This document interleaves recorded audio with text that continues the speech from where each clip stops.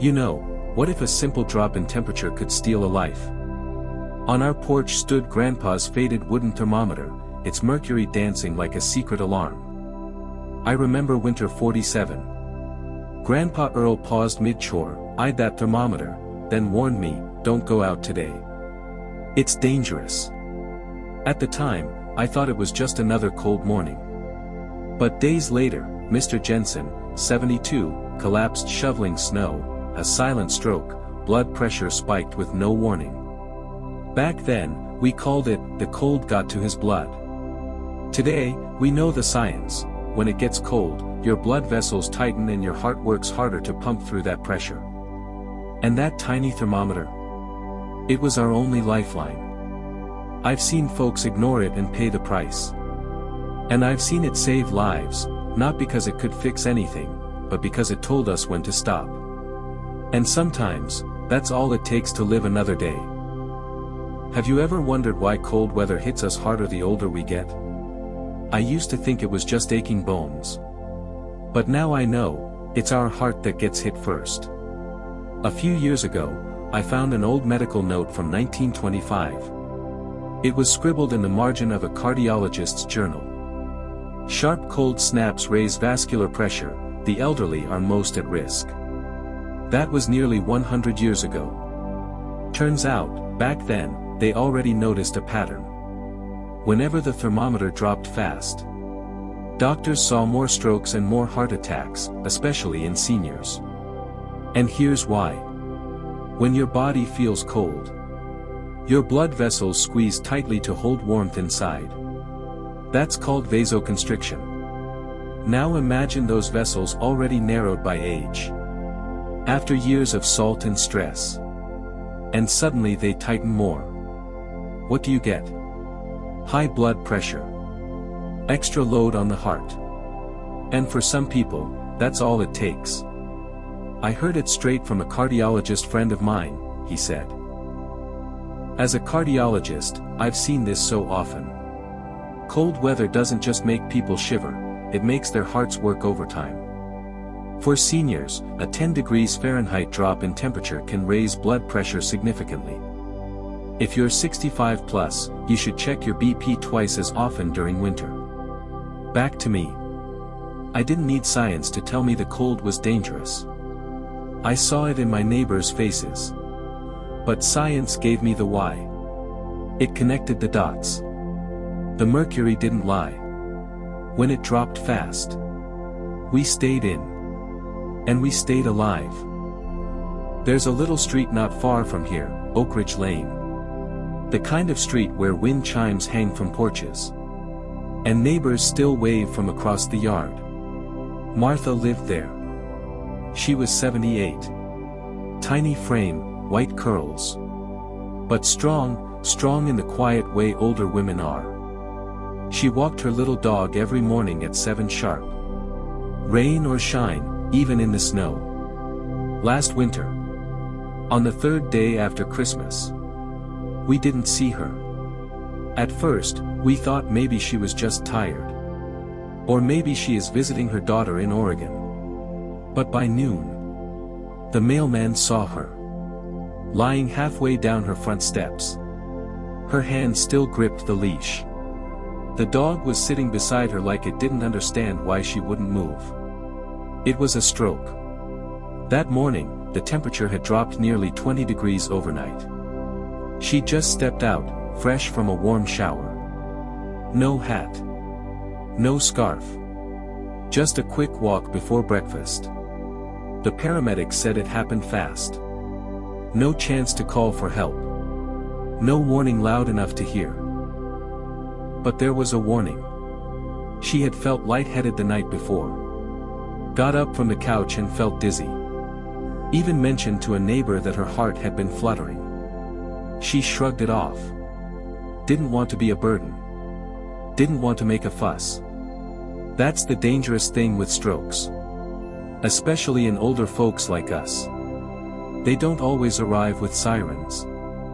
Sometimes, they show up quietly. As a little wobble. A skipped heartbeat. A brief fog in the mind. And cold weather. It's like pouring pressure into a balloon that's already full.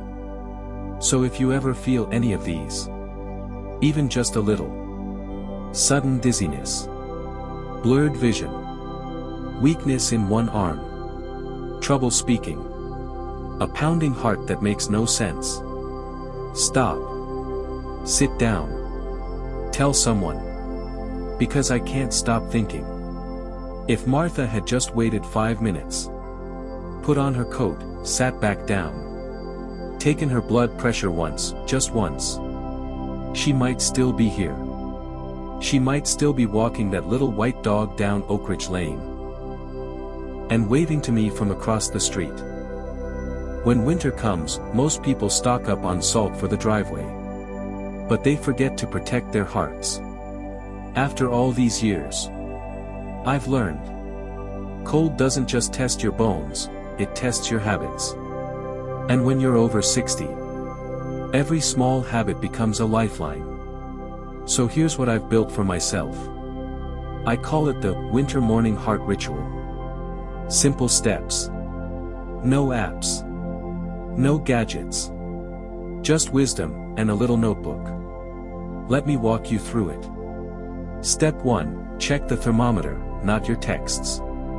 Before anything else, step outside, breathe in, and glance at the mercury. If it's dropped more than 10 degrees overnight, pause. That's your first signal. That old school thermometer may just save your life. Step 2, heat before hustle. Don't dive into chores. 5 minutes of warmth first. I stretch near the heater.